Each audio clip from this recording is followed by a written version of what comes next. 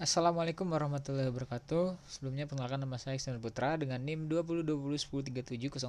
2020103703111382 dari kelas Jaringan Komputer I. Di mana di sini saya akan menjelaskan mengerjakan tugas 8, yaitu konfigurasi IPv4 dan IPv6 secara statik dan default. Dimana di sini kita sudah disediakan topologi dan disuruh untuk mengkonfigurasi untuk IPv6 dan IPv4-nya secara statik dan default. Di sini saya sudah melakukan konfigurasi. Yang pertama, saya melakukan konfigurasi pada bagian edge routernya. Jadi di bagian edge routernya ini saya mengkonfigurasi IP route-nya secara, kalau kita lihat di sini 0.0.0.0 dan 10.10.10.1. Di sini artinya ada pengelompokan ya, ada pengelompokan IPv4. Kalau di sini dalam bentuknya IPv4 secara default, jadi di sini pengelompokannya itu secara classless, untuk pengelompokan IPv4-nya.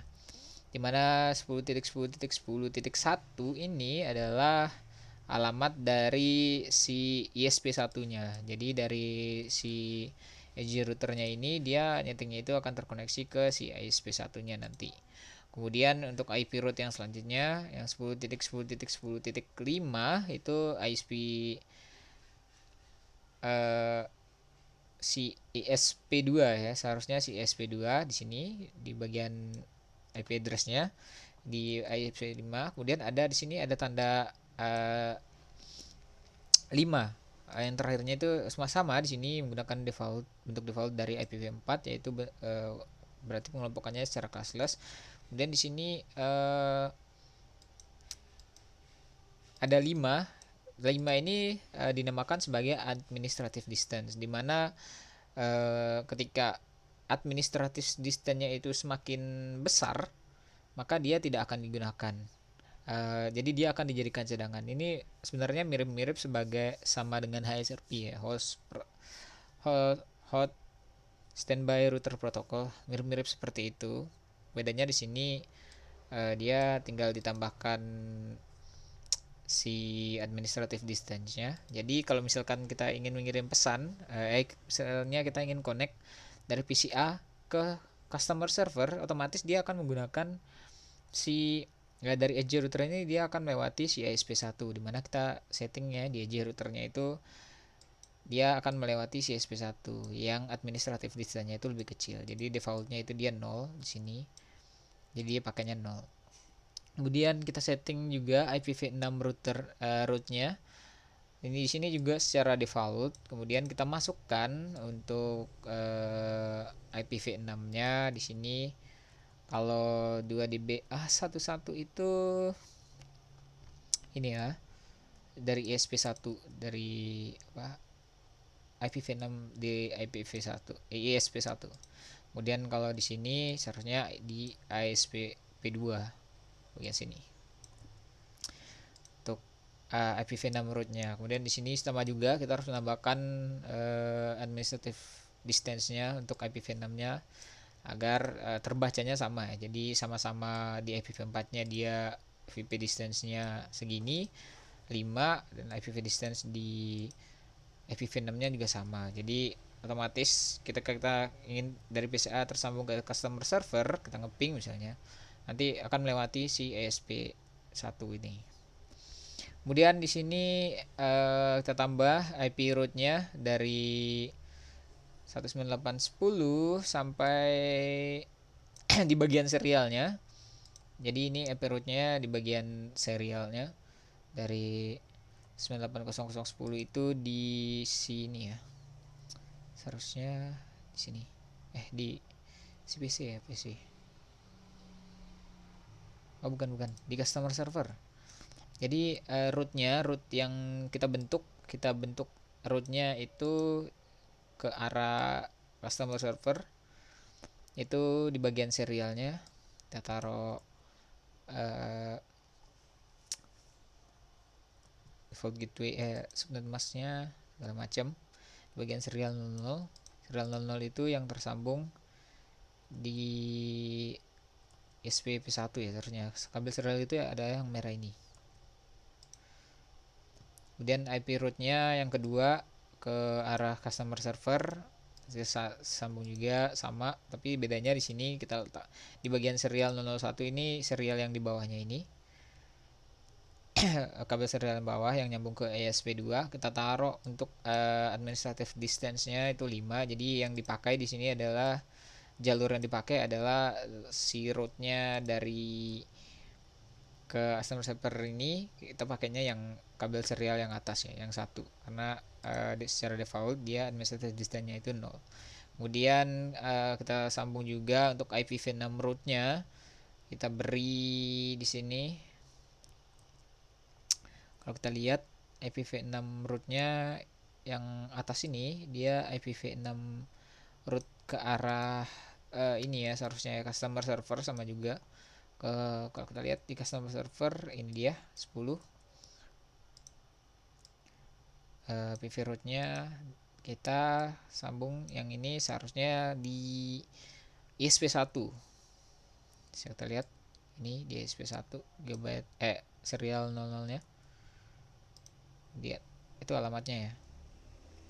Dan sama juga kita kemudian kita setting juga untuk yang kabel serial 001-nya, tapi kita letakkan yang tersambung ke ESP2 kita beri dia administrative distance-nya 5 juga, agar jadi secara keseluruhan settingan di edge router ini mengarahkan bahwa si masing-masing dari LAN ini nanti kalau ingin tersambung ke customer server dia akan menggunakan jalur di serial 00 ini yang melalui ISP1. Jadi dari LAN yang ini nih, LAN 2 PCB mau ke customer server dia otomatis akan melewati yang atas ini. Nah kalau misalnya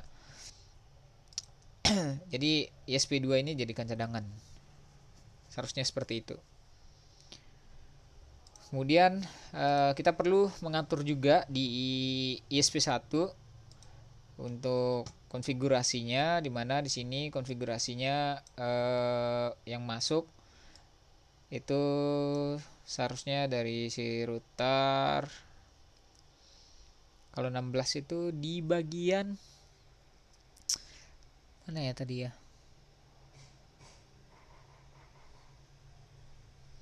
Oh sini. Ini nih dari di LAN 1. Kita bisa lihat di sini di LAN 1. Jadi kita buat route dia, kita buat jalurnya. Ada yang misalnya dia menyambung ke si yang dari LAN 1, dia akan nyambungnya itu 9 masnya sekian. Dia akan nyambungnya melalui Gigabit Ethernet 00-nya. Kita beri dia kita atur ya di bagian ISP1-nya ini kita atur bahwa router cadangannya itu di SP2. Jadi ketika si SP1 ini down, dia otomatis nanti akan menggunakan si ESP2 ini. Jadi kita atur bahwa si rute yang kesini rute yang ke ISP2 ini dia administrative distance-nya itu 5. Jadi otomatis nanti dia akan menggunakan si yang jalur atas ya. Seharusnya sini sama juga untuk IP route-nya yang dari LAN 2 melalui sini. Jadi dia di SP1 ini lebih kita menyeting dari arah si LAN 1 dan LAN 2 itu melalui sini, dan kita beritahu di ISP1 bahwa si ISP2 ini administrative distance-nya itu 5. Jadi dia yang akan lebih digunakan itu adalah ISP1-nya.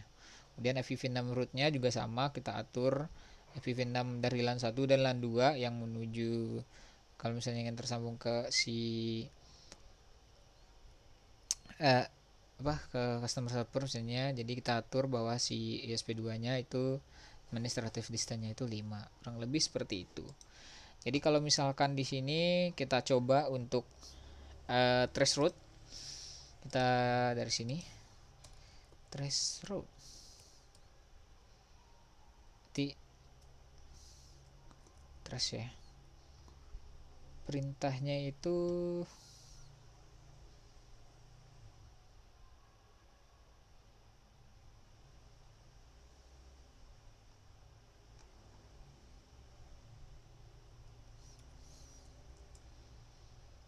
ke sini ya, kita coba.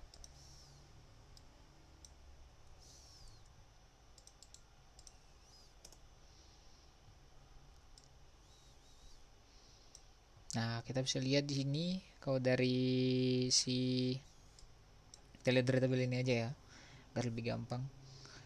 Kalau dari si PCA tadi, dari PCA trace route-nya kita lakukan trace route, dia akan ke alamat IP ini terlebih dahulu 19.108.10.17. Kalau kita lihat dia ada di gigabyte 001 di bagian edge route, yang bagian ini gigabyte 00 ya, gigabyte 00. Kemudian dia akan melalui 10.10.1. Nah, dia akan melalui 10.10.1 itu serial 00 ya, alamatnya serial 00. Nah, dia akan melalui serial 00-nya ketimbang si serial 2-nya. Baru dia akan nyampe ke 9 ke si alamat ini, customer servernya. Jadi seperti itu kalau misalkan kita ngatur administrative distance-nya itu di bagian ISP2-nya lebih gede. Jadi dia akan melalui ISP1. Nah, kurang lebih seperti itu untuk penjelasan dari IPv6 konfigurasi static dan default floating dari saya. Sebenarnya di sini saya akan menambahkan sedikit yang saya ketahui. Kemudian di sini ada dimension next hop ya, next hop. Jadi next hop itu maksudnya adalah interface yang tersambung setelahnya dari interface yang mengirim pesan. Kalau misalnya di sini kita lihat dari si gigabyte router 1, misalnya dari LAN ya, VCA ya, mau ngirim ke dan mau ngirim pesan misalnya, mengirim paket misalnya ke customer server atau dari customer server lah. Sini paketnya itu keluarnya itu dari si router edge routernya ini. Jadi port yang menjadi rute atau menjadi jalan untuk si paketnya itu keluar itu setelah masuk ke tujuannya. Nah, di bagian ISP1 ini adalah si next hop-nya. Jadi next hop-nya itu jadi next hop itu port yang menerima ya. Jadi port yang menerima si paketnya itu. Kalau dari router satu yang edge router yang keluar terus masuk ke si ISP1, maka port yang ada di ISP1 adalah si next hop-nya. Kurang lebih seperti itu yang saya mengerti, kurang lebih. Mohon maaf jika masih ada salah. Billahi taufiq wal hidayah. Assalamualaikum warahmatullahi wabarakatuh.